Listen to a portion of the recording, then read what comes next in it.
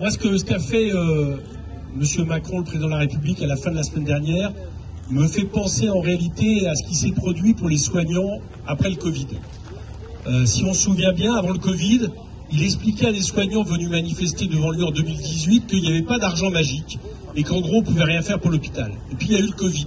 Et là, c'est un peu compliqué de ne pas se rendre à l'évidence que la crise était profonde et qu'ils l'avaient eux-mêmes entraîné, aggravant ainsi la pandémie. Donc il y a eu le Ségur, dont chacun sait que c'est très largement insuffisant, mais qui était pour envoyer un signal. Qu'est-ce qui se passe 1 an après, 2 ans après? C'est qu'on est en train de discuter, enfin on a fini de discuter puisqu'il l'impose par le 49.3 d'un projet de loi de finances de la sécurité sociale qui revient en fait à la situation d'avant Covid. C'est-à-dire qu'il continue, tout comme il compte le faire dans les 5 ans à venir, à continuer à baisser les moyens de l'hôpital public et de la santé publique dans le pays. Autrement dit, il y a eu une crise qui l'a obligé à réagir et en fait ils reprennent finalement la même logique austéritaire sur la santé. Eh bien moi je crains quelque part que ce qui s'est passé à la fin de la semaine dernière, ça soit la même chose.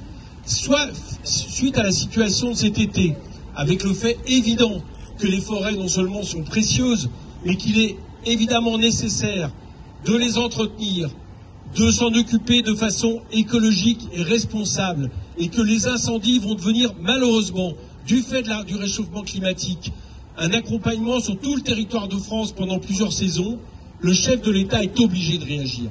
Et il est obligé de faire des annonces. Mais moi, ce que je crains, c'est qu'une fois l'émotion passée, une fois les déclarations d'Emmanuel Macron, on en revienne en réalité à la même situation qui est celle depuis des années, qui est celle de l'appauvrissement de l'État, de ses opérateurs, de ses services publics, quel que soit le domaine. Et de ce point de vue-là, je suis vigilant. J'ai entendu effectivement qu'il comptait revenir sur la question de suppression de 500 ETP. Mais enfin, très sincèrement, comment imaginer l'inverse quand on connaît aujourd'hui la situation de l'ONF et la situation des forêts en France? Mais sauf qu'il explique quoi? Il explique qu'il y aura 200 on va revenir sur 200 embauches, si j'ai bien compris. Mais 2 questions se posent. D'abord, dans ces 200 embauches, il y a une partie qui est celle des emplois qu'il comptait supprimer. Alors je suis désolé, mais revenir sur des emplois que vous comptiez supprimer, c'est pas des embauches. Et la deuxième, c'est que j'interroge, sur quel statut vont se faire ces embauches? Parce que nous, on veut des fonctionnaires. Voilà. Nous, on veut pas le fait que progressivement, on ait une sous-traitance qui commence par des contractuels et qui, après, pour poursuivre vers une privatisation. C'est-à-dire, on veut des fonctionnaires parce que c'est l'assurance, justement, que quelque part, il ne peut pas y avoir de pression sur les agents de l'ONF par rapport à la mission que leur donne l'État. Donc nous, on veut des fonctionnaires, on veut une ONF qui reconquiert tous les postes qui ont été supprimés depuis des années et qui soit celle, justement, d'agents au service de l'État par rapport à tous les intérêts privés que l'on sait fort dans la question des forêts. Parce que j'ai entendu autre chose qui m'a inquiété, et l'association Canopée a dû l'entendre. J'ai entendu le fait qu'il voulait faire en sorte que les acteurs au niveau des forêts, en termes économiques, soient concentrés de manière plus importante. Et des acteurs concentrés de manière plus importante, c'est les coopératives qu'on connaît aujourd'hui. Ça, c'est pas quelque chose qu'il a dit en l'air quand on sait la bataille d'amendements qui ont dû avoir lieu.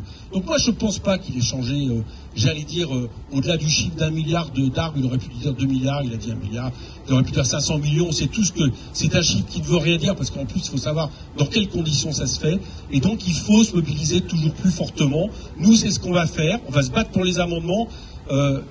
Mathilde a raison de dire qu'on peut avoir un espoir sur certains des amendements où en commission on était vraiment tout près d'eux, mais en sachant aussi que malheureusement ils ont 49.3 et que ce qu'on peut voter à l'Assemblée là, ils peuvent quelque part le défaire ensuite. Voilà. Donc j'appelle à la manière la plus efficace de combattre ensemble, nous à l'Assemblée et vous, c'est-à-dire la mobilisation continue pour les arbres, parce que les arbres on les aime et ils ont besoin de vivre. Merci.